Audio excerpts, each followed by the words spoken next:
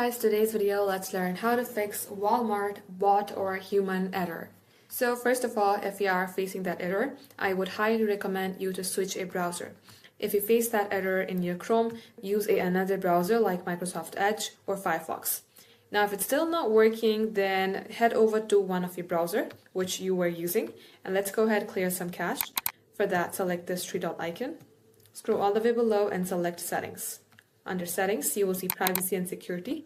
Under Privacy and Security, select Delete Browsing Data, clear some cache and delete some browsing data. Once done, select this default browser. You will see Google Chrome, and make sure that you see Google Chrome is your default browser.